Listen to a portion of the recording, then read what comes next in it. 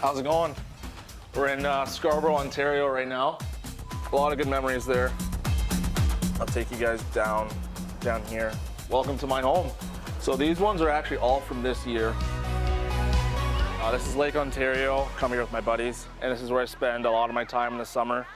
So this is my mom when she was at the University of Toronto, and I think she was running a marathon there. Just coming home from work. Welcome to Toronto. I was saying it's funny that they came all the way just to see Leon. I know. It's like having two of me. I'm a twin. I'm more serious for sure. They really are best friends and twins, and I really like that because it just makes it so much easier as a family. But my brother Trey, first thing I want to say is very smart. Always with a best friend. That's the word I use too. But we've been best friends forever. Whenever my brother and I would be in a fight when we were younger, my mom would say, you'd always say, yeah, remember your best friends and stuff like that. Guys, remember your best friends. We do everything together. Like, we enjoy each other's company, right? We're always competing. I never slept for 10 years. I do get sick of them a little bit, though. I said, book, bath, bed. That's what we live by. You better.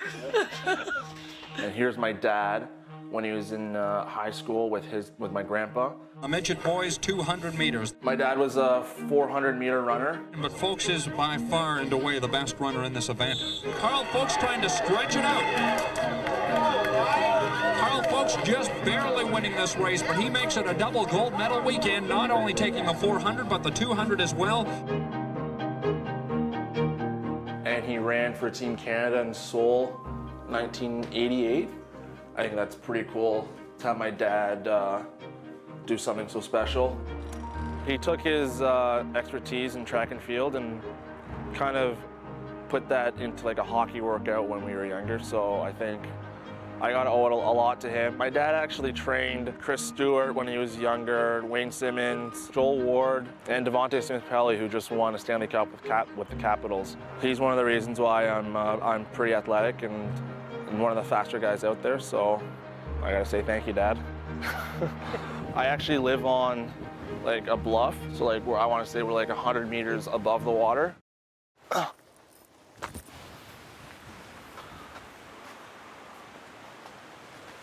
So yeah, this is pretty fun growing up. You just ride your bike and run, and all throughout here there's just different trails and rope swings and stuff like that. So it was fun growing up here.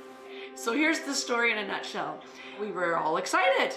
Carl and I were like, oh my gosh, we're gonna have twins. So when we told our parents, they all went, oh my gosh, how much money that's gonna cost, you know how much effort that's gonna be. Like, are you guys even prepared? Because we didn't even have a house at that point.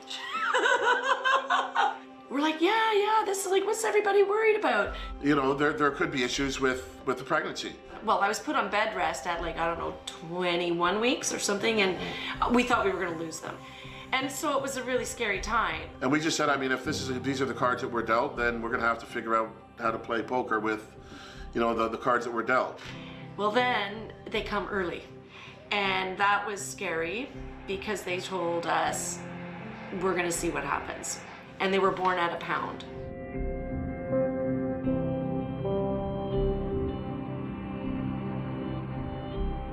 They said if they cry that early, that's a good sign.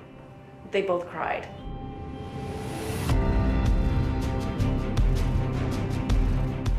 Of course, then you're like, okay, this is a different kind of thing now.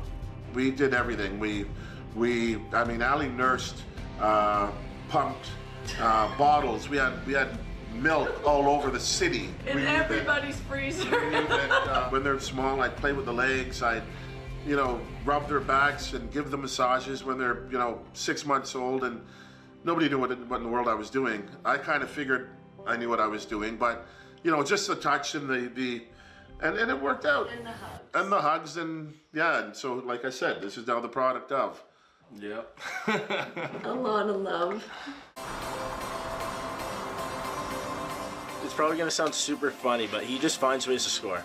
No matter what level he's been at. We were playing AA in Richmond Hill. 2009. So midway through November, he had 50 goals already. Finish a year with like 150 goals, but like we're 2 months into the year, he already has 50 reps. 50th goal puck and my 100th goal puck. But I mean, yeah, he's always just found a way to put the puck in the net, so that's obviously a great thing to have, right? I'll keep those forever. It is blasted in by Liam Folks. I remember asking Liam, you know, what he thought about his coach, and he said, you know what, like he's the best because he doesn't, you know, he doesn't speak, he doesn't yell. He just, you know, says execute, and then he just leaves it for the guys to go out and execute. And that to me is a coach that's leaning and leaving everything to the guys that he's put on the ice, and those are the successful coaches. The barkers, the yellers, they take too much out of the kids, they freak them out. But Guy's got it. He's got a system. Man, oh man, if I had to do it all over again, coach, I'd learn how to skate. I promise you.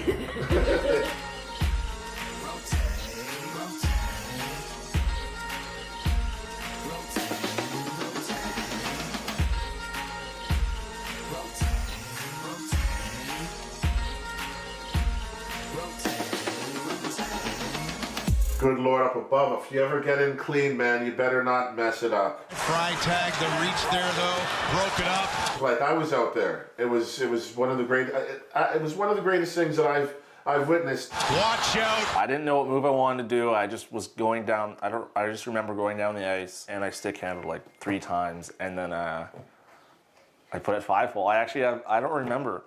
It's just like that surreal, and that I was like, I don't know. Like, I don't know what to say. Like, You just did it. I just did it. Yeah, let's put it that way. You did something that was natural to you. Watch out! Breakaway to win the tournament. They do.